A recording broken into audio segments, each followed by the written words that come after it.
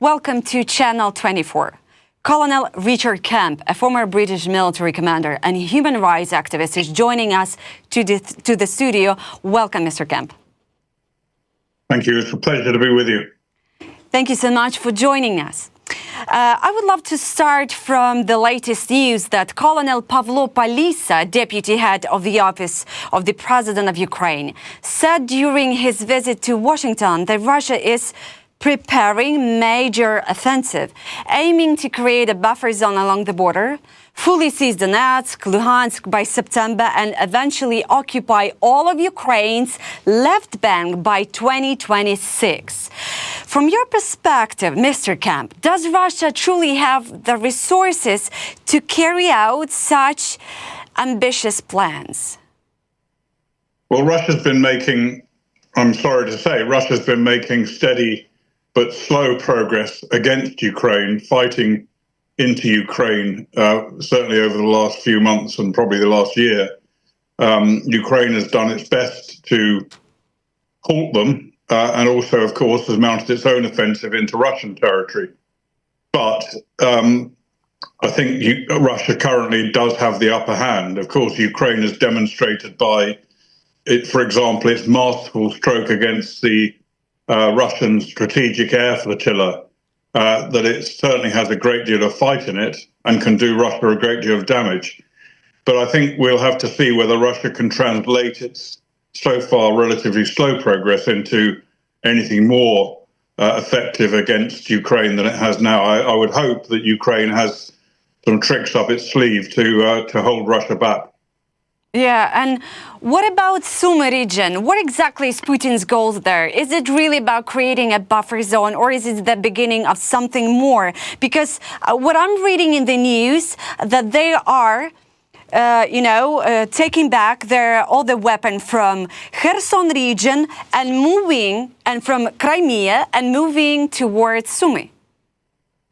Yeah, they want to seize Sumy, of course, and they want to take as much Ukrainian territory around that area as they possibly can.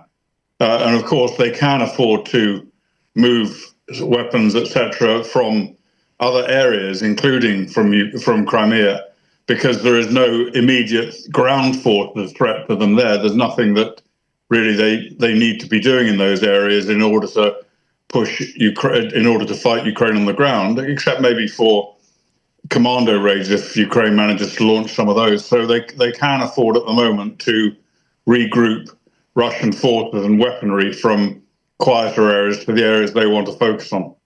Yes. But Mr. Kemp, do you think they actually plan to stop at any point, or they will continue to move forward as long as they will be allowed? Well, I think there are two issues. The first one is how badly Ukraine can hurt them and hit them and do damage to them and cause harm to them in the way, for example, they did on the in the attack against the strategic air fleet. And of course, if there are more of those sort of operations which bring home the war to the Russian people, so it can't just be seen as isolated to Ukraine and is seen directly as affecting Russia itself, as we saw both in the drone attacks and also in the attack into Kursk. The more of that can happen, the more painful it becomes for Russia itself. That does present a challenge to Putin, and maybe that will cause him to get what he thinks he wants, maybe a limited amount of his ambitions, and then stop. The other thing, of course, that really does need to happen is that the West, particularly the United States, needs to inflict as much damage and harm on Russia as it can. And there are two ways to do that. The first way is by giving Ukraine all of the munitions, all of the weaponry that it needs and that can be provided, and of course the freedom to use those weapons to attack inside Russia itself. And that will be very damaging to Putin. The more that he sees the United States and the West willing to continue supporting Ukraine, and even stronger support for Ukraine, the better. And the second way, of course, is economic damage. Sanctions and other economic action have been attempted since the war began, but they've been relatively limited. They need to be unleashed in full to, for example, to disconnect Russia from the international banking system, to interdict Russia's ghost fleet that it uses to export oil, and to comprehensively sanction Russia in a way that hasn't happened. That, of course, is a problem for the West, because pretty much all of those measures will also be damaging for the West. But I think the West needs now to bite the bullet and accept the fact that, yeah, there is going to be economic damage to the West as well, but it's much harder for Russia, and it will potentially deter Putin from continuing, because, of course, Putin's economy is not in a good shape now, and it needs to be put into an even worse shape. But, Mr. Kemp, do you believe that the United States can do that damage towards Russia under Trump's administration? Well, I think one of the strengths of Trump is that he's extremely unpredictable. He's a very volatile character. And if he suddenly decides, as he might do, that enough is enough, he's tried his best to bring about a peace agreement with Ukraine, between Ukraine and Russia. Russia has refused to do so. It's kind of attempted to mollify him by playing along with it, but not actually being serious.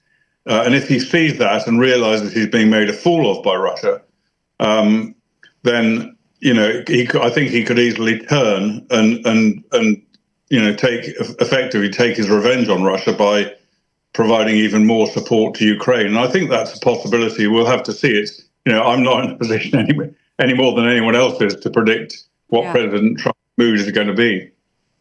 Yeah, as a lot of experts in Ukraine and abroad saying that if you see the person who can predict the actions of Trump, they are lying. So, yeah, I fully understand your position. You know, Mr. Kemp, many say Moscow is pushing for a ceasefire just to regroup, just to, you know, win the time. How much time would Russia need to reset, rearm, and strike again? Well, I think the reality is that while it can, Russia will continue to push forward in Ukraine to take whatever ground it feels it needs to be able to say we have achieved our objective here. You know, we recognise there's been a lot of sacrifice on the part of Russians, but we've achieved what we need to achieve in Ukraine, and then maybe accept a ceasefire, particularly if under great pressure from the West. Then, of course, it's again really an unknown how long Russia will need, how long Putin will need to regroup, reorganize, and strike again. I don't think there's any doubt that that once Putin has, if he does, has ceased fire in Ukraine, allowed at least a temporary cessation of hostilities there, then I don't think there's any doubt he will have another go, and he may have another go at Ukraine later, and maybe in a year or 2 years or more or less, we don't know, or indeed at NATO territories, like, for example, the Baltic states or Romania potentially. But I think there's no doubt that with his ambitions for a restored Russian empire, he's not going to stop until he either dies or is removed from the office of president. He's going to be a continual threat to Ukraine and, of course, to the entirety of the West, particularly in Eastern Europe. Yeah, and Mr. Kemp, your recent piece titled "Putin Nuclear Revenge Attack Will Force Ukraine Surrender." These are the 4 ways he'd strike. That was actually, for me and for a lot of Ukrainians, was impossible to ignore. And it laid out in stark detail just how real the threat of nuclear escalation has become and why the West can no longer afford to look away. If Putin truly believes a tactical nuclear strike could break Ukraine's will to fight, how close are we to that scenario from your perspective?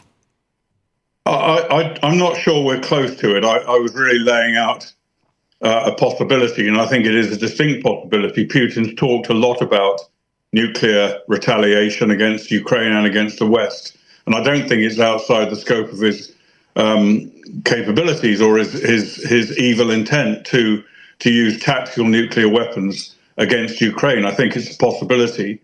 I'm not suggesting we're close to that now. It may not even happen, but I think we have to bear in mind those possibilities, and we need to take whatever action we can, or prepare to take whatever action we can if that does happen. Yeah, but I was thinking maybe you have some insights from someone as a former military commander. You probably have them, some sources. Yeah, of course. I keep in close touch with what's happening in Ukraine, but again, I don't think it's in a way a bit like Trump. You can't really anticipate exactly what Putin's going to do. Only him, in his own mind, knows what he will really do. He's certainly frightened the West by threatening nuclear action, and that's one reason why, under President Biden and the European leaders, they were afraid to give Ukraine the support that it really needed. They gave enough to Ukraine to defend itself as far as possible, but did not give enough to Ukraine to strike back effectively against the Russians in a strategic fashion. And they could have given more, but they were afraid of escalation. And so it's an unknown quantity. I think it's something that should be borne in mind, but I'm not suggesting that use of tactical nuclear weapons is something that is either inevitable or necessarily that likely. It's a possibility. And also in your recent remarks, you said Britain should help Ukraine develop its own nuclear capability, and that without it, true deterrence is possible. Is it time to break the global silence around this issue? And what would such cooperation even look like? How do you see this Kyiv and London cooperation? Yeah, I mean, the nuclear weapons are still a very potent deterrent against anybody. And NATO has its own nuclear umbrella provided by the United States and by the UK. So NATO countries are to an extent shielded by our US and UK nuclear capabilities. France also has a nuclear capability, but those are not currently available for any use except for the direct protection of France itself, whereas UK and US have a broader nuclear shield. Obviously, the effectiveness of any deterrent, including the nuclear deterrent, depends on political will. And of course, if Putin would be afraid of nuclear weapons, but he would be less afraid if he doesn't believe that in the West there is the will to use them. And I think that is a big question mark. But I don't see any reason myself. I think it's unlikely that the US will extend its nuclear shield to Ukraine. I don't see any reason why the UK shouldn't do so in a bilateral arrangement. If it can extend a nuclear shield over NATO countries, then it can also extend its nuclear shield over Ukraine. And I can see that as a potential deterrent against Putin if the UK decides to do so. I'm not suggesting that the UK would do that with its current leadership, or indeed any of its previous leaders.